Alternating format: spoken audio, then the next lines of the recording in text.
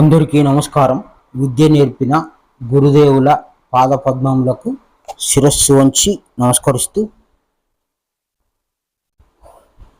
పహల్గాం దాడి, పహల్గాంలో కాశ్మీర్లో హిందువుల్ని ముస్లిమ్స్ చంపారు. హిందువుల్ని ఎలా చంపారు అంటే, హిందువులు సున్నతి అనే విధానం లేదు, ముస్లింలకు సున్నతి అనే విధానం ఉన్నది. సున్నతి అంటే పురుషుని యొక్క లింగం యొక్క పై చర్మాన్ని కొంత శిష్ణం వరకు కట్ చేసి చేయడమే దాన్ని సున్నతి అంటాం.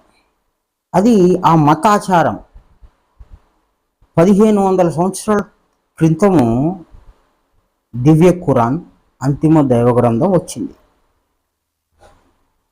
ఈ గ్రంథం ఆధారంగా వాళ్ళు అనుసరిస్తున్నారా అనేది కొంత పరిశీలన చేస్తే, ఈ గ్రంథం రాకముందు కూడా ఈ సున్నతి విధానం ఉన్నది. బైబిల్లో కూడా ఈ సున్నతి అనే మాటలు ఉన్నాయి. ఇది దైవ సంబంధమా? ఈ విధానము దైవ సంబంధం కాదా? బైబిల్లో చాలా వరకు క్రిస్టియన్స్, క్రైస్తవులు ఆ విధానం ఆచరించరు, హిందువులు ఆచరించరు. ఒక్క ముస్లింలోనే ఉంది. ఎందుకు ఈ విధానం ఉంది, వాస్తవమా కాదా అని మనం ఖురాన్ పరిశీలన చేస్తే, ఖురాన్లో 2వ సూర 37వ ఆయత్తులో ఏమని చెప్తున్నాడు అల్లా? మాంసము కానీ వాటి రక్తము కానీ అల్లాకు చేరవు, కానీ మీ భయభక్తులే ఆయనకు చేరుతాయి. మీ భయభక్తులే ఆయనకు చేరుతాయి. ఈ విధంగా మనం కొంత గమనిస్తే, రక్త మాంసాలు అల్లాకు చేరవు, భయభక్తులే చేరుతాయి. నువ్వు భయం భక్తి పెట్టుకోమన్నారు కానీ శరీరాన్ని కోసుకోమని ఇంకెక్కడ చెప్పలే. కొంతమంది బ్లేడ్లతో కూడా ఒక పండుగ ఏదో వస్తుంది, ఆ పండుగలో బ్లేడ్లతో కోసుకుంటారు. ఇంకొక పండుగ వస్తుంది బక్రీద్ అని, అక్కడ కూడా మేకల్ని కోస్తుంటారు. ఇంకోటి ఏదో నిప్పుల మీద నడిచేది. ఇట్లా కొన్ని పండుగల్లో కొన్ని జంతువుల్ని బలిచ్చేది కూడా ముస్లింలో కనిపిస్తుంది. బ్లేడ్లతో కోసుకోవడము, ఒంటి గాయాలు చేసుకోవడం కూడా ఉంది. ఈ సున్నతి కూడా అటువంటిదే. రక్త మాంసాలు చేరవు, అది శాసనం, అది చట్టం. మీ భయభక్తులు చేరుతాయి. కాబట్టి భయభక్తులు కలిగి ఉండే విధానమే తప్ప ఈ విధానము ఖురాన్ ద్వారా లేదు. సున్నతి విధానం ఖురాన్ ద్వారా లేదు. భయము భక్తి ఇవి అల్లా జ్ఞానం వలన కలుగుతుంది. ఈ జ్ఞానమే ముఖ్యమైనది, మూలమైంది. సరే, ఇప్పుడు పహల్గాంలో ఓ వ్యక్తిని చంపితే దాన్ని ఒప్పుకుంటాడా?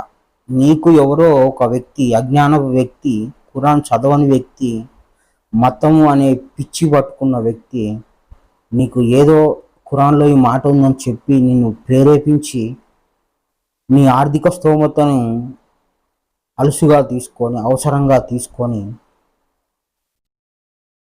ఇంకొక వ్యక్తిని చంపు అన్నప్పుడు నీ అవసరానికి, నీ ఇబ్బందులకి, నీ తెలివికి తగినట్లుగా నువ్వు ఆ పని చేసి ఉంటావు.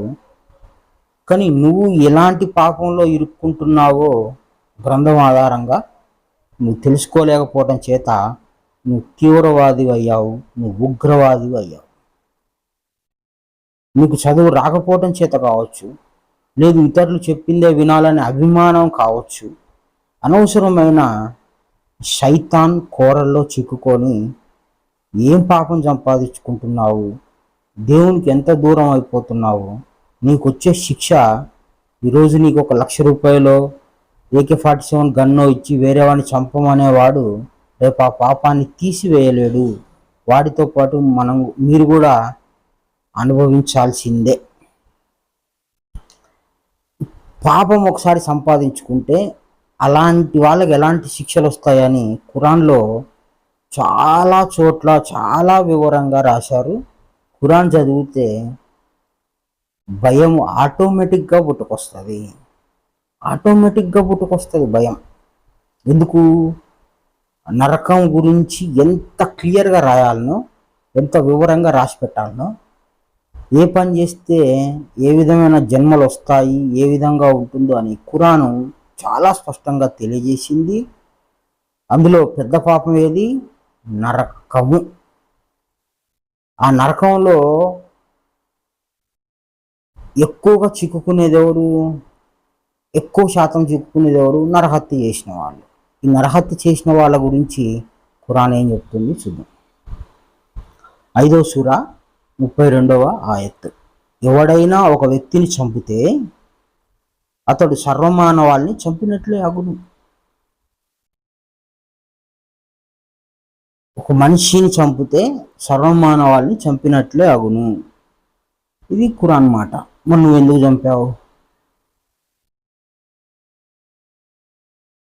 చంపావు? వేరే వాడు చెప్పాడని చంపావు. ఖురాన్ చెప్పిందని కాదు కదా. ఖురాన్ చదివి ఉంటే నువ్వు ఆ పని చేసి ఉండవు కదా. నీ హృదయం అటువైపు పోయి ఉండదు కదా. నువ్వు చదువుకొని ఉంటే, ఈ దివ్యమైన ఖురాన్ను నువ్వు ఈ వాక్యం చదువుకొని ఉంటే నువ్వు ఇంకొకరిని చంపేవాడి కాదు. ఇంకొకరిని చంపాలన్న ఆలోచన నీకు రాదు. ఇది చేసినందుకు, ఈ పాపం చేసినందుకు అల్లా నీకు విధించే శిక్షలు ఎలాంటి అని అదే ఖురాన్లో రాయబడింది. అవన్నీ చదివితే నీకు భయము, దేవుని మీద భక్తి వచ్చి ఇటువైపు పోవు. ఈరోజు నువ్వు చేశావు. నువ్వెందుకు చేశావు? నీ దారిద్ర్యం కావచ్చు, నీ అజ్ఞానం కావచ్చు, నీ నిరక్షరాస్యత కావచ్చు, నీకున్న పరిస్థితులు కావచ్చు. నువ్వు ఖురాన్ దగ్గరికి రాకపోవటం వల్లనే నువ్వు ఇది చేశావు. ఈ తీవ్రవాదం, ఉగ్రవాదం అనే కోరల్లో నువ్వు చిక్కుకున్నావు. నిన్ను కూడా చిక్కించేవాడు ఆ జ్ఞానం కలిగే ఉంటాడు. ఆ ఉగ్రవాద, తీవ్రవాద జ్ఞానం కలిగే ఉంటాడు. సద్జ్ఞానం కలిగి, సద్భావం కలిగి ఖురాన్ చదివితే, ఈ వాక్యం ఆయత చదివిన తర్వాత ఎవడు కూడా ఇంకొక వ్యక్తిని చంపడు.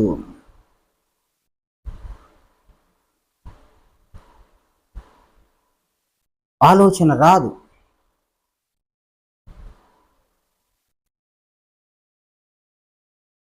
కనుక బోధించిన ప్రతి బోధకుడు సత్యవంతుడు కాదు. మనకింత దేవుడు ఖురాన్ గ్రంథం చదువుకునేంత జ్ఞానం ఇచ్చిన, చదివిచ్చిన అది ఎంతో ధన్యత. ఖురాన్ రోజు చదివితే, పఠిస్తే ఎన్నో మనకు తెలియని విషయాలు అల్లా తెలియజేస్తాడు. ఈ విధంగా ఎవడో ప్రేరేపించినట్లుగా, మనం వేరే వాడి మీద అభిమానం ఉన్నట్లుగా ఇలాంటి అనవసరమైన కోరల్లో జిక్కుకొని నరక యాతన అనుభవించే జన్మలకు పోవద్దు. అల్లా శిక్షకి గురి కావద్దు. నీ హృదయాన్ని బాగు చేస్తుంది ఖురాన్. నీకు భక్తి నేర్పిస్తుంది ఖురాన్. నీకు అల్లా దగ్గర ఎట్లా ఉండాలనో నేర్పిస్తుంది ఖురాన్. నీ సహోదరుడి దగ్గర ఎట్లా ఉండాలో నేర్పిస్తుంది ఖురాన్. నువ్వు ఎలా మాట్లాడాలో నేర్పిస్తుంది ఖురాను. నువ్వు ఎలా నడవాలో నేర్పిస్తుంది ఖురాను. నువ్వు ఎలా ఉండాలో, నువ్వు ఎలాంటి వాడివో నేర్పిస్తుంది ఖురాను. అంత గొప్ప గ్రంథం పట్టుకొని ఈరోజు ఎలాంటి నీచమైన పనులు చేస్తున్నారు. అలాంటి గ్రంథం వాస్తవంగా ముస్లిం సమాజంలో కొంతమంది దగ్గరే ఉంది. వీళ్ళని ముస్లిం అనొచ్చు కానీ ఖురాన్ గ్రంథం చదివిన వారని చెప్పలేం. ఎందుకంటే ఖురాన్ గ్రంథం ప్రకారం నడుచుకుంటే వాడు ముస్లిం కూడా అయి ఉండడు. ఎందుకు? నేను అల్లా వాడిని అంటాడు కానీ నేను ముస్లింను అనడు. ఎందుకని? ముస్లిం అనేది, ఇస్లాం అనేది మతం. ఇస్లాం అనేది ఒక మతం. ఖురాన్ చదవనంత వరకు నువ్వు మతంలో ఉండొచ్చు. ఖురాన్ చదివినాక నీ నిజ స్వరూపము, నీ నిజ స్థితి నీకు తెలిసిపోయిన తర్వాత ఆ రోజు నుంచి నేను అల్లా మనిషిని, నేను అల్లాకు సంబంధించిన వాడను అని నువ్వు ప్రత్యేకంగా ఖురాన్ గ్రంథం ప్రకారం నడుచుకుంటావు. కానీ ఈ మత సంబంధమైన సంబంధాలు పెట్టుకోరు. అది ఖురాన్ చదివితే, ఖురాన్లో స్టెప్ బై స్టెప్ చదువుకుంటూ వెళ్తే చాలా గొప్పగా తెలియబడుతుంది. అప్పుడు ఈ సమాజం కంటే, ఈ మనకంటే అల్లా ఏం ముఖ్యమనే జ్ఞానం ఏర్పడుద్ది. సరే, అదే ఖురాన్లో ఏమని రాశారు? అదే ఖురాన్లో ఏమని రాశారు? 16వ సూర 4వ ఆయత్తు. ఆయన మానవుణ్ణి ఇంద్రియ బిందువుతో సృష్టించాడు. ఆయన మానవుణ్ణి ఇంద్రియ బిందువుతో సృష్టించాడు. ఎవరు సృష్టించారు? అల్లా. ఓకే. తరువాత ఆ వ్యక్తియే ఒక బహిరంగ వివాదిగా మారిపోతాడు.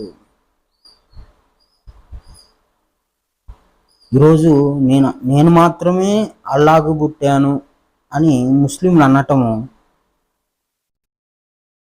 సరైంది కాదు. ఆయన ఇంద్రియ బిందువుతో ఎవరిని ఎక్కడ పుట్టించినా ఆయనే దేవుడు. అందరూ ఇంద్రియము బిందువు చేత పుడుతున్నారు కాబట్టి సర్వమానవాళ్ళని ఎవరు పుట్టించారు? అల్లాయే పుట్టించాడు. ఎవడు ఇంద్రియ బిందువుతో పుట్టాడో వాడు అల్లా చేత పుట్టింపబడిన వాడే.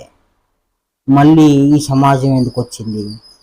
నేను అల్లా మనిషిని కాదు అని ఎందుకు వచ్చింది? నీ గ్రంథ జ్ఞానం లేదు కనుక ఇంద్రియ బిందువుతో పుట్టామనే జ్ఞానం నీకుంటే నువ్వు ఎట్లా క్రైస్తవుడు అవుతావు? నువ్వు ఎట్లా ముస్లిం అవుతావు?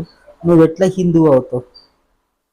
నేను ఇంద్రియ బిందువుతో పుట్టాను, ఆ పుట్టించిన వాడు దేవుడే అనే జ్ఞానం మాట్లాడతారు. కానీ మళ్ళీ నాదొక సమాజం, నాదొక ఇంకోటి అని మాట్లాడగలుగుతారా? ఖురాన్ చదివితే చదవకపోతే మాట్లాడచ్చు. చదవకపోతే చాలా రకాల చేష్టలు మన దగ్గర ఉంటాయి. సరే, యోహాన్ గ్రంథం బైబిల్లో ఏమని రాశాడు? 1వ అధ్యాయం 2వ వచనం. సమస్తం ఆయన మూలముగా కలిగి ఉన్నది ఏది ఆయన లేకుండా కలగలేదు. సమస్తం అంటే శరీరం మొత్తం ఆయన మూలంగా కలిగింది. ఎవరి మూలంగా?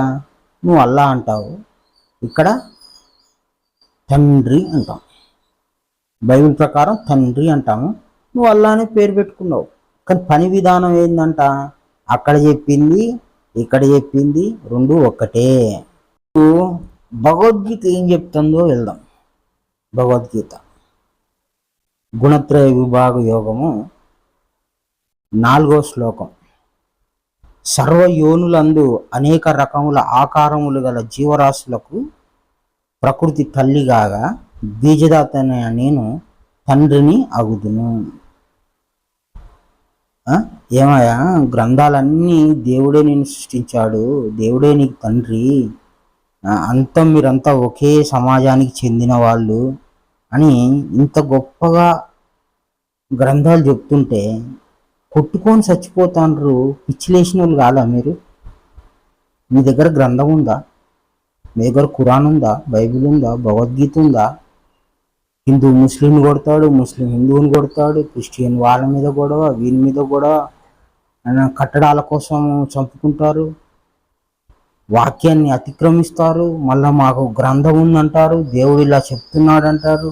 వాక్యం తీస్తేనేమో దేవుడి మాట ఏమో స్పష్టంగా స్వచ్ఛందంగా అనే సృష్టి విధానాన్ని చాలా ఖచ్చితంగా చెప్తుంటే మనుషులైన మనం ఏం జరుగుతుంది? మనకు రాతి కట్టడాల కొరకు, రాతిచే కట్టబడిన కట్టడాల కొరకు మనిషిని చంపుతావా? దేవుడు అనే పేరుతో మనిషిని చంపుకుంటారా? మనిషిని చంపొద్దయ్యా అంట. నా సృష్టి నువ్వు అని చెప్తున్నాడు దేవుడు. నువ్వు ఎవరిని చంపినా వాడు నా సృష్టియే. నువ్వు ఎవరినైనా చంపుకో, వాడు నా సృష్టియే. కనుకనే నీకు సర్వమానవాళ్ళని చంపిన పాపం వస్తుంది అన్నాడు. మనుషులు బతుకుండాలా? గుడులు, గోపురాలు, మసీదులు, చర్చిలు ఎన్ని ఉన్నా లేకున్నా ఎన్ని మనిషి చేత నిర్మితమైంది. మనిషి సృష్టించాడు వాటిని అన్ని. వాటి సృష్టికర్త మనిషి, మనిషి సృష్టికర్త దేవుడు.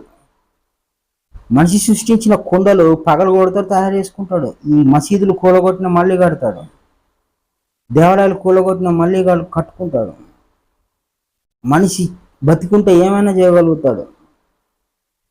అటువంటి అల్లా సృష్టి అయిన మనిషిని నువ్వు చంపితే ఎంత పెద్ద పాపం వస్తుంది నీకు. ఖురాన్లోనే ఉంది. ఖురాన్ చదవని వాళ్ళు ముస్లింగా ఉంటారు, ఖురాన్ చదివిన వాళ్ళు అల్లా మనుషులుగా మారుతారు. అల్లా మనుషులుగా మారుతారు. అదే జ్ఞాని నా ఆత్మగా తలంచున్నానని భగవద్గీతలో కూడా చెప్తారు. ఆల్రెడీ చెప్పాడు, మీరు మా సంతతేనయ్యా, నువ్వు అల్లా సంతతే, కానీ నువ్వు సైతాన్ చేష్టలను అనుసరించావు కాబట్టి అల్లా నిన్ను విసర్జించాడు. కానీ నువ్వు అల్లా ఆయత్తులని సరిగ్గా అర్థం చేసుకోగలిగితే, నువ్వు అల్లా ప్రకారం నడుచుకుంటే నీకు ఈ వికృత చేష్టలు ఎందుకు వస్తాయి? భగవద్గీత ప్రకారం నువ్వు ఏ కేటగిరీకి చెందినవో చెప్పుతాం, భగవద్గీత చదివినాం కాబట్టి. రాజస్వ గుణంలో ఉన్నవాడు డబ్బు కోసం ఎంత నీచమైన పని చేస్తాడు. వాడు డబ్బు కోసం ఎంత నీచమైన పని చేస్తాడు. ఇప్పుడు పహల్గాం దాడిలో నువ్వు డబ్బులు తీసుకోకుండా చేసావా ఆ పని? నీకు విచక్షణ లేదు, నువ్వు సాత్వికుడివి కాదు, నీ దగ్గర సాత్విక జ్ఞానం లేదు, నువ్వు దైవాంశ కాదు, నువ్వు అల్లా సంతతి కాదు. నువ్వు అందరినీ ఈ అల్లా చెప్పిన వీర్య బిందు చేత పుట్టింపబడారని అనే సూత్రం నీకు తెలియదు కాబట్టి వాడు వేరు వీడు వేరని నువ్వు చంపావు. నువ్వు చంపడానికి నీ లాభం వేరైతే నేను నీకు ఆ పనిని అప్పగించిన వాడిది ఒక లాభం. ఇట్లా రకరకాల లాభాలతో కూడుకొని మీరు మతం అనే పేరుతోని దాడులు చేస్తున్నారు. కానీ దానికి ఖురాన్ అడ్డం పెట్టవద్దు. ఖురాన్ నింద లేదు. మనుషులు మీకు అజ్ఞానం ఉంది కాబట్టి మీ మీద ఉండొచ్చు ఆ నింద, ఆ పాపం మీది. ఖురాన్కి సంబంధం లేదు. కనుక ఎవరైనా మతద్వేషం అనేది మీ అజ్ఞానం వల్ల ఏర్పడిందే కానీ ఖురాన్ వల్ల ఏర్పడింది ఎంత మాత్రం కాదు. ఎక్కడ ఏ అక్రమం జరిగినా ఖురాన్ దానికి సంబంధం లేదు. ఖురాను చాలా పవిత్ర గ్రంథము, అలాంటి పనులు ప్రేరేపించట్లేదని ఇప్పుడు మనం తెలుసుకున్నాం. ఖురాన్కి వ్యతిరేక్తమైన పనులు అనేక మంది చేస్తుంటారు, వాళ్ళు ఖురాన్ సంబంధులు కాదు.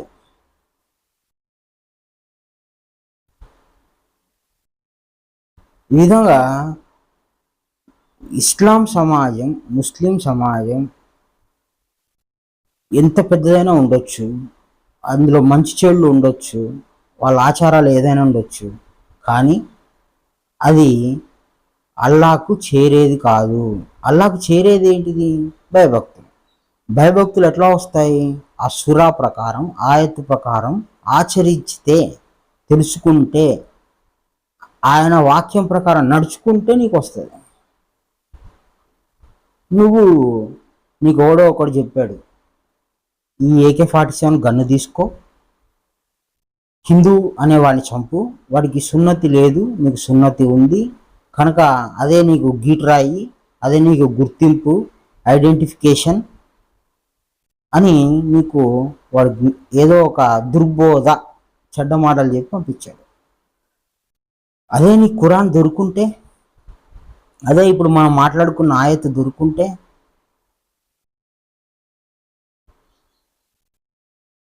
ఖురాన్ ఇట్లా చెప్తా ఉంది, నువ్వు ఇట్లా చెప్తున్నావు, మనిషిని చంపితే పాపం వస్తుంది, నా నిజమైన పోషకుడు అల్లాయే, సహనం కూడా వహించమన్నాడు, ఈరోజు నువ్వు ఇచ్చే డబ్బుకి, నువ్వు చేయమన్న పనికి ఇది అల్లా సంబంధం కాదు, నేను ఆకలితో ఉన్నా కూడా నాకు అల్లా ఏదో ఒకడు కనికరించి అన్నం పెడతాడు, కానీ ఇలాంటి పనులకు ఖురాన్ ఎంకరేజ్ చేయట్లేదు, నువ్వు చెప్తున్నావు కనుక నాకు ఇష్టం లేదు అని నువ్వు ఆ పనిని తప్పుకుంటావు.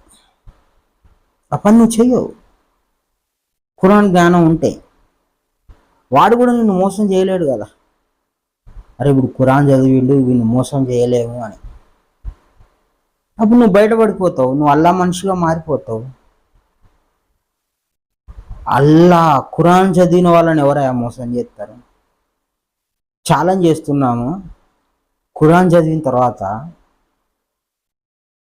దేవుని మార్గం నుంచి మోసం చేసేవాడు ఎవడు లేడు. నువ్వు ఎంత పెద్ద తెలివైనోడు వచ్చి ముందు కూర్చున్నా ఖురాన్ చదివిన వాడిని మోసం చేయలేరు. కానీ చదవని వాడిని మోసం చేస్తారు. కానీ ఈ చదువుకోకుండా ఇలాంటి చేష్టలకు దిగి హత్య పాపం సంపాదించుకొని నరకంలోకి పోయి నరక సంబంధమైన జీవితం గడిపి మిమ్మల్ని దేవుడు వదిలిపెడతాడని అనుకోవద్దండి. అస్సలు వదిలిపెట్టే అవకాశమే లేదు. వాడికి ఎలాంటి శిక్షలు విధిస్తాము అని ఖురాన్ చదివితే అర్థమవుతుంది. ఆ భయం మనకు వస్తే కానీ ఈ ఖురాన్ అర్థమైనట్లు కాదు.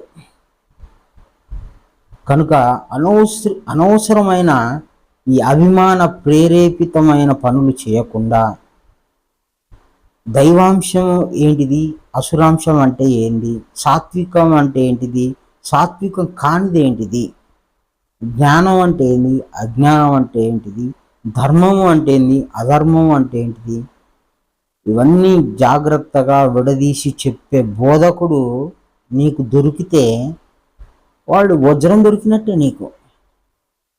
నీకు వజ్రం దొరికినట్టే. ఆ వజ్రం ఖురాన్ చదువు, నీకు నువ్వు చదువు, అల్లా మీద ఆధారపడి శ్రద్ధ పెట్టుకొని చదువు, నీకు ఇస్తాడు దేవుడు. ఖురాన్ చదవకుండా ఎవరో ఏదో చెప్తే ముస్లిం సమాజం అని ఒక పేరు పెట్టి ఆ సమాజానికి అంత చెడ్డ పేరు తెచ్చి ఎక్కడో కాశ్మీర్లోనో ఎక్కడో వేరే దేశంలో పాకిస్తాన్లో ముస్లిమ్స్ ఇలా చేశారని మన పక్కనే పెరిగిన సహోదరుణ్ణి ముస్లిం అనే పేరుతో కూడా చూసి వాడిని చంపటం, వాడిని కొట్టడం, వాడిని అవమానించటం చేస్తుంటాం. జ్ఞానం చెప్పే గురువులు, జ్ఞానం చెప్పే బోధకులు మనకు అవసరం. ఖురాన్ జ్ఞానాన్ని రోజు చెప్పే బోధకులు వస్తే ముస్లిం సమాజము అల్లా విధానాలు నడుచుకునే నెంబర్ 1 స్థానానికి వెళ్ళిపోద్ది. ఈరోజు క్రైస్తవ సమాజంలో బోధకులు చెప్పే జ్ఞానం ఎట్లా బయటకు వచ్చి చెప్తున్నారో, నిజమైన ఖురాన్ చదువుకొని నిజమైన ఆచరణ చేసేటువంటి జ్ఞానులు ఖురాన్ జ్ఞానాన్ని బోధిస్తే తప్పకుండా ఖురాన్ గ్రంథము మనిషిని నెంబర్ 1 స్థాయికి తీసుకెళ్తుంది. నెంబర్ 1 స్థాయికి అల్లా నడవడికలో చాలా గొప్పతనం ఉందని చెప్పవచ్చు. మనకి బైబిల్ అందుబాటులో ఉన్నంత, భగవద్గీత అందుబాటులో ఉన్నంత ఖురాన్ లేదు. ఖురాన్ను కూడా కొంతమంది అడ్డుకోవటం అనేది వింటున్నాం. అంటే వేరే భాషలోనే చదవాలి, మన తెలుగులో చదవకూడదు, తర్జుమా చేయకూడదు, పెద్దలు చెప్పినట్లు వినాలి, అర్థాలు అడిగితే వాళ్ళనే అడగాలి, ఇట్లా నానా రకాలుగా ఉంది. కానీ ఖురాన్లో చదువుతుంటే అలాంటిది ఇతరుల మీద ఆధారపడేదానికంటే అల్లా మీద ఆధారపడేదే గొప్ప విషయం అని ఉంది. కానీ నిజమైన బోధకులు ఈ ఇస్లాంలో బయటకు వస్తే, నిజమైన ఖురాన్ని మాత్రమే చెప్పాలనే వాళ్ళు బయటకు వస్తే, ఇప్పుడున్న క్రైస్తవ సమాజం కానివ్వండి, హిందూ సమాజం కంటే ముందు వరుసలో దూసుకెళ్తారు జ్ఞాన విషయంలో. లేకపోతే భగవద్గీత కూడా అంతే. భగవద్గీత కూడా ఇప్పుడు త్రైత సిద్ధాంత భగవద్గీత అని శ్రీ శ్రీ శ్రీ ఆచార్య ప్రబోధానంద యోగీశ్వరుల వారు రాసిన శాస్త్రబద్ధతతో కూడుకున్న ఈ గ్రంథం ఏదైతే ఉందో, ఇది చదివి అనేక మంది భగవద్గీతను నెత్తి మీద పెట్టుకొని ఇంతకంటే గొప్ప గ్రంథం లేదు, ఇంతకంటే గొప్ప విధానమే లేదని ఇప్పుడు ప్రచారం జోరు అందుకుంది. ఇప్పుడు త్రైత సిద్ధాంత భగవద్గీత జ్ఞానము వాళ్ళతో మాట్లాడడానికి మిగతా వాళ్ళు సరిపోరు. ఎన్ని సంవత్సరాలు క్రిస్టియన్ సమాజంలో ఉన్నా వాళ్ళు అడిగే ప్రశ్నలకు జవాబు చెప్పలేరు. వాళ్ళకున్న జ్ఞానం క్రైస్తవ సమాజంలో లేదు, ముస్లిం సమాజంలో అంతకు లేదు. ఆ వివేకము, ఆ జ్ఞానము ఎట్లా వచ్చింది అంటే, ఒక వ్యక్తి ప్రయాసపడి, ఒక వ్యక్తి సత్యాన్ని తెలుసుకొని ఆ సత్యాన్ని ఇతరులకు చెప్పడం వలన వచ్చింది. ఒక వ్యక్తి చేసిన మేలు ఎంత దూరమైన బోద్ది, ఎంత దూరమైన ప్రకాశించబడుతుంది, ఎంత దూరమైన అది వెలుగునిస్తుంది. ఆ వెలుగు అవసరం మనకి, ఆ వెలుగు చాలా అవసరం. ఈరోజు ఖురాన్ గ్రంథం చదవటానికి కూడా ప్రేరణ అదంతా కూడా ఆ త్రైత సిద్ధాంత ఆదికర్త ఇచ్చిందే కానీ సొంతంగా మాకు రాలేదు. చదవండి, దాంట్లో చదవండి, మీకు అర్థమవుద్ది అన్నప్పుడు ఈ ఖురాన్ అదే పనిగా తెచ్చుకొని కూర్చొని చదివి అప్పుడు ఈ విషయాన్ని మనం సమాజంలో పరిశీలన చేస్తే ఖురాన్లో ఉన్నది ఒకటి, బయట ఆచరించేది ఒకటి, ఖురాన్లో ఉన్నది ఒకటి, బయట నడిచేది ఒకటి అనే విధానం అర్థమైంది. చదవకుండానే విమర్శించటం తప్పు, మాట్లాడడం తప్పు. కాబట్టి ఖురాన్ గ్రంథము అందరూ చదవండి, అందరూ చదవండి. భగవద్గీత అందరూ చదవండి, బైబిల్ కూడా అందరూ చదవండి. ఇప్పుడు మనం ఒక వాక్యం చెప్పుకున్నాం, అందరికీ సమానంగా ఉండే ఒక వాక్యము 3 గ్రంథాల్లో దొరికింది. ఖురాన్లో వీరబిందు చేత మీరు సృష్టించబడ్డారు అని చెప్పాడు. అది అందరికీ వర్తిస్తుంది, నాకు వర్తించదు నీకు వర్తిస్తుంది అనేది లేదు ఆడ. ఆయన మూలంగా సమస్తం కలిగిందంటే ఇది అందరికీ వర్తించేదే. ఎక్కడ ఏ జీవరాశిలో పుట్టని తండ్రి నేను అంటాడు. ఈ 3 గ్రంథాలలో ఒకే జ్ఞానము ఉంది, మరి 3 సమాజాలు ఎందుకు ఏర్పడ్డాయి అంటే, ఆ 3 సమాజాలు ఏర్పడ్డాయా, దేవుడు పెట్టాడా? మరి సమాజం గురించి కూడా మనం అల్లాని అడగాల్సిన అవసరం ఉంది. అల్లాని అడగకపోతే మనకి అల్లా చెప్పడు. అల్లా అంటే ఇప్పుడు ఖురాన్ గ్రంథం నుంచే చెప్తుంటాడు అల్లా. అల్లా మళ్ళీ ప్రత్యేకంగా మన కొరకు ప్యాంటు షర్ట్ వేసుకొని మనిషిలా రావాల్సిన పని లేదు, కిరీటం పెట్టుకొని గుర్రం మీద రావాల్సిన పని లేదు, ఎప్పుడో వస్తాడని ఎదురు చూడాల్సిన పని అంత తక్కువ లేదు. ఖురాన్ గ్రంథమే అల్లా మాట అనుకొని, అల్లాయే అనుకొని మనం విందాం. 21వ సూరా 92 ఆయత్ 93 కూడా. నిశ్చయంగా ఈ సమాజం ఒకే ఒక్క సమాజం, ఒకే ఒక్క సమాజం. ఎందుకు ఒకే ఒక్క సమాజం అన్నాడంటే, అరే అందరూ వీరే బిందు చేతనే పుట్టారు, అందరూ అల్లా సంతతి, అందరూ ఆయన మూలంగా కలిగారు, అందరికీ తండ్రి ఆయనే, అందుకే అందరూ ఒకే ఒక్క సమాజం. మరియు కేవలం నేనే మీ ప్రభువును, ఒకడే ప్రభు, 100 మంది లేరు. కావున మీరు నన్ను మాత్రమే ఆరాధించండి. ఆ నన్ను అనేది ఎవరో ఆ దేవుణ్ణి మనం తెలుసుకోవడానికే భగవద్గీత, బైబిల్, ఖురాన్. కానీ ప్రజలు అంటే మనమే తమ ధర్మ విషయంలో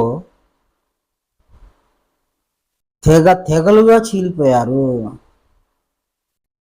నేనేమో ఒకే సమాజం అని చెప్తున్నా, కానీ మీరు తెగలుగా చీలిపోయారు. వారందరికీ మా వైపునకే మరలి రావాల్సి ఉంది. ఎట్లా వస్తామయ్యా, మేము ఇప్పుడు మొత్తం 3 భాగాలు చీలిపోయినాం, 3 స్ట్రాంగెస్ట్ ఉన్నాయి. నాకు తుపాకీ దొరికితే వాడిని చంపుతున్నా, వాడిని తిడుతున్నా, వీడిని తిడుతున్నా, వాడు ఇట్ట అంటన్నా, మీ దాంట్లో ఇట్ట అంటన్నా అంటే